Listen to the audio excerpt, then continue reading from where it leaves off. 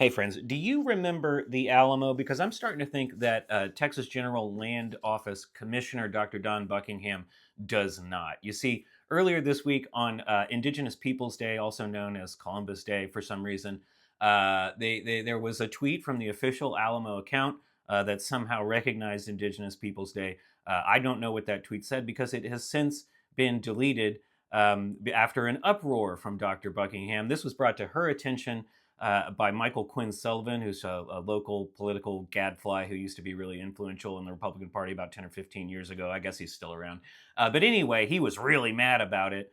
And so that made Commissioner Buckingham really mad about it because he probably wrangles a lot of donors or something. But anyway, she said, woke has no place in the Alamo, which okay, Commissioner Buckingham, I would love to see the state of Texas legal definition of woke so I can be sure to avoid it in the future. But until you can provide that, I think you're just talking nonsense because the Alamo was founded in the early 18th century by Spaniards who were trying to convert the local Native Americans, put them to work doing labor, planting crops, running cattle, and converting to Christianity. That was the history of the Alamo pretty much, up until the part where we get to the revolution.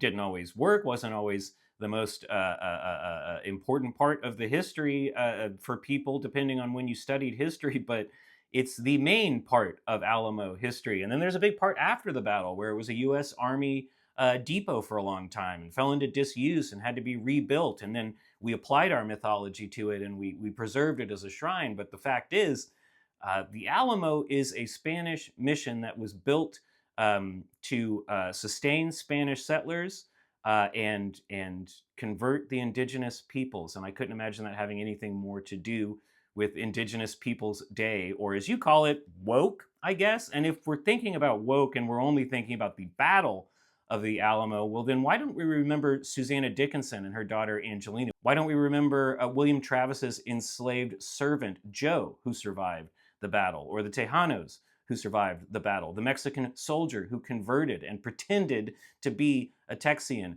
to survive the battle? Those are the people who survived. The other survivors of the Alamo were white men who got out as couriers before the final battle happened. You would not know about the Battle of the Alamo if it weren't for women, children, and enslaved black people and Tejanos as well. So I think woke has everything to do with the Alamo, and I think the land commissioner knows that. I think she just knows who signs her checks and what they believe.